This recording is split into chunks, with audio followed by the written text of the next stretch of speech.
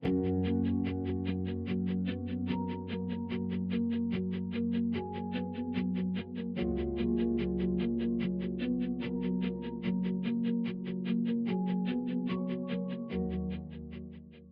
have so much things to say.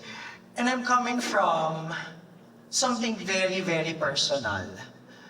Na ramdam ko, not just as a filmmaker, but as a transgender woman. This is about a choice. And every casting decision, whether we admit it or not, is a theory of who belongs. The claim that productions need recognizable names, that audiences need familiar faces. This is one of the oldest lies in the industry. Because when people talk about representation in this context, what they are often defending is not representation. It is representation by proxy. Ang representation by proxy is not representation. It is replacement. Pinapalitan ninyo kami ng mga karakter na para sa inyo ay mas magigampanan ang mga buhay na tungkol sa atin.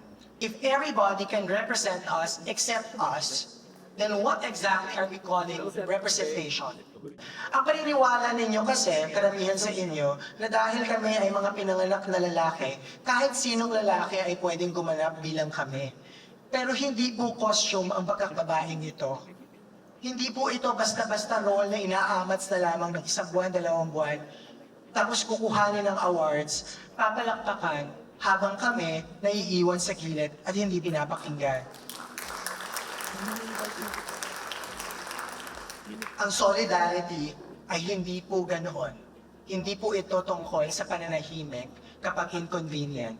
Ang solidarity ay pagsasalita, pagde-defend, at pagsasabing dapat ang mga trans ang gumaganap sa mga kwentong tungkol sa kanila, hindi po ba? At kung naniniwala po kayo doon, magsasalita kayo sa mga panahon na kailangan namin ng inyong suporta dahil hindi po pwedeng kami lagi ang magsasalita tungkol dito. Maraming salamat po.